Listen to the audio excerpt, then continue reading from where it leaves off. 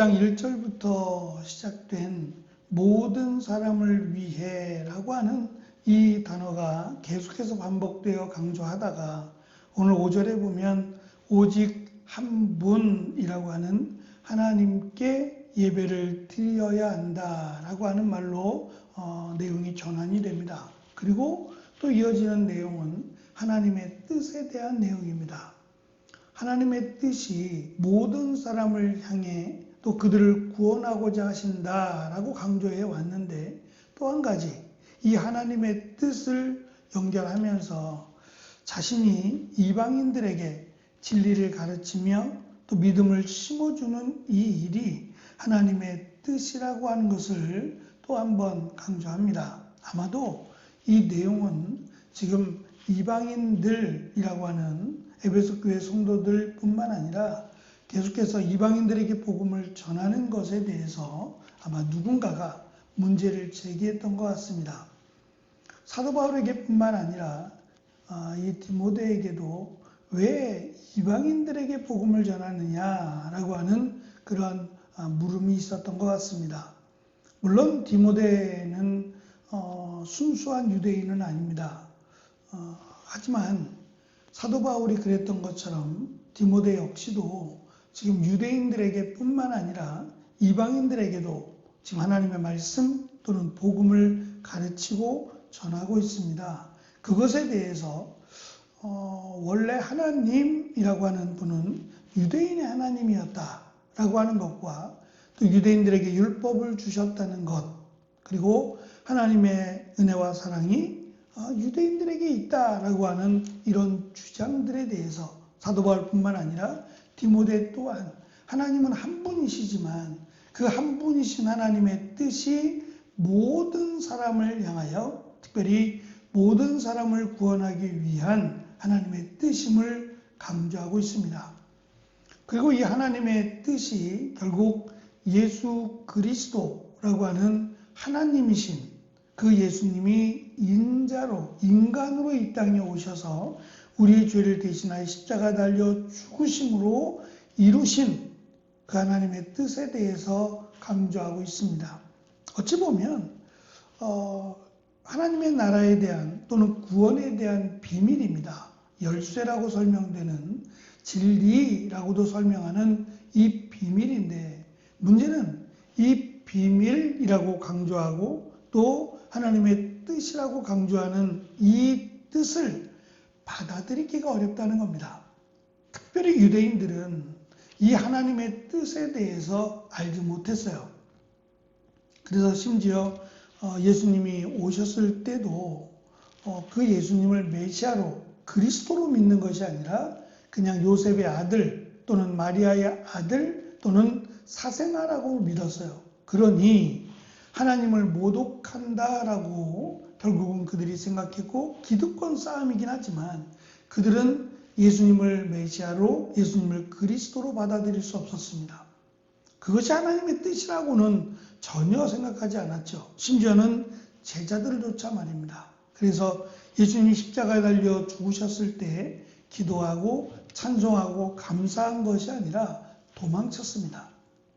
실제로 예수님이 부활하시고 다시 제자들에게 나타나셔서 그들을 불러 모으시기 전까지는 그들에게 예수님은 그저 랍비, 선생님 정도에 불과했습니다.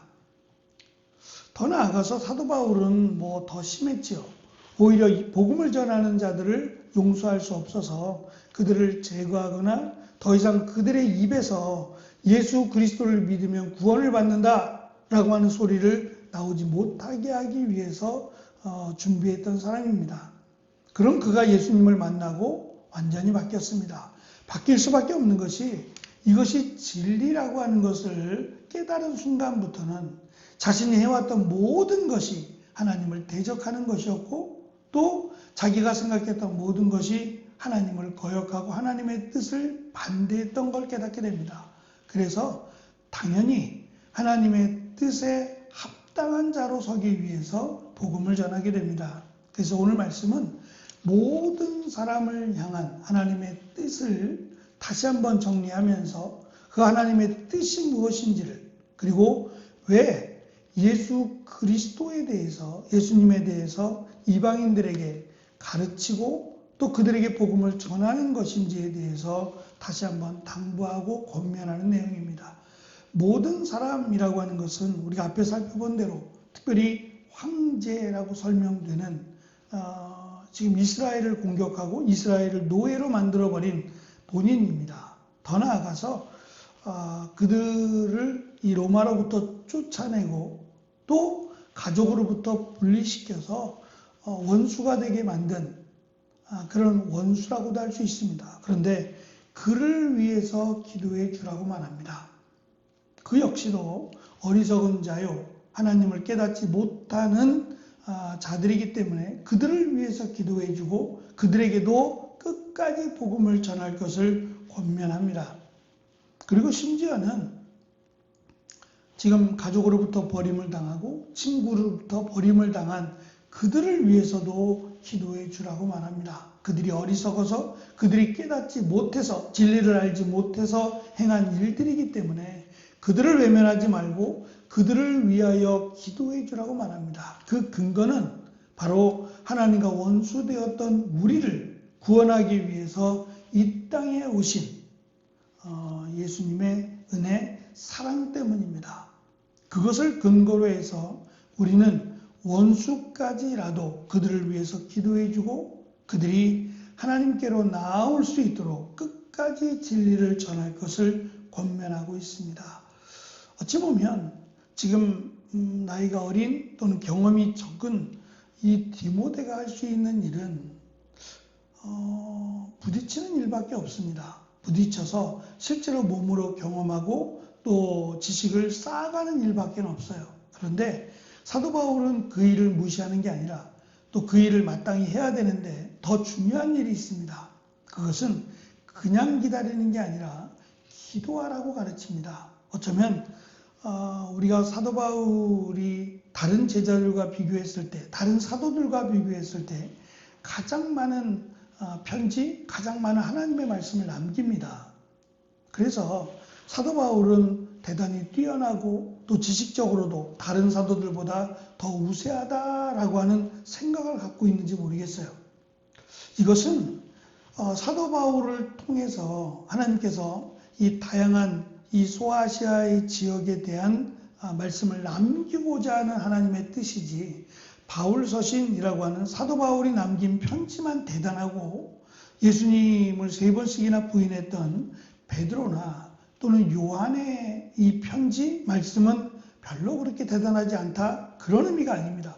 다 하나님의 말씀이고 다 성령으로 말미암아 기록된 하나님의 말씀들입니다. 내용의 차이가 있을 뿐이지 높고 낮음이 없다는 겁니다. 그렇게 본다면 하나님께서 사도 바울에게 이 많은 편지를 남기게 하신 것은 사도 바울이 대단하고 똑똑해서 그런 게 아니라 하나님의 뜻이라고 밖에는 설명할 수 없습니다. 그렇다면 사도 바울이 이 많은 편지를 남겼다라는 것, 그것을 제외하고 어쩌면 사도 바울이 끝까지 복음을 전할 수 있었던 것은 하나님께서 이것을 통해서 하나님의 뜻을 이루고자 함도 있지만 또 한편으로는 사도 바울이 디모데에게 권면하는 것을 자기에게 비춰서 생각해 보면 사도 바울은 어쩌면 다른 사도들보다 더 기도하는 사람이 아니었을까? 지금 디모데에게 그냥 막연하게 기다려라. 너가 나이가 찰 때까지 경험이 쌓여지고 또 시간이 지날 때까지 기다리라고 하는 것이 아니라 기도하라고, 진리를 전하면서 기도하라고 하는 이 권면이 디모데를 향한 권면일 뿐만 아니라 자신이 지금까지 해왔던 사역이 아닐까라는 생각 말입니다. 그래서 많은 분들이 이 하나님의 일을 감당하면서 가장 중요한 것 중에 하나로 기도를 이야기합니다. 왜냐하면 이 사역 자체가 물론 사도 바울이 하는 것일 수도 있고 디모데를 통해서 하시는 것이 맞습니다. 하지만 중요한 것은 이 사역의 주체가 하나님이시고 성령님이시다라고 하는 것을 성경은 놓치지 않습니다.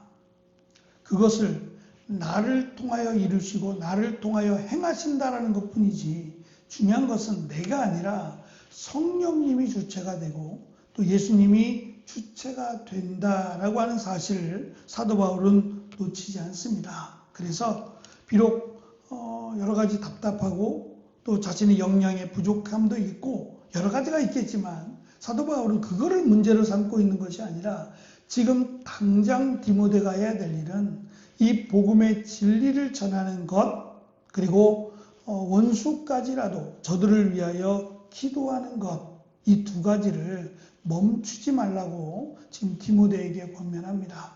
우리의 능력이 부족해서가 문제가 아니라 우리가 하나님께 가까이 나아가지 못해서 오히려 문제라고 하는 것을 사도 바울은 디모데에게 권면하고 있는 겁니다.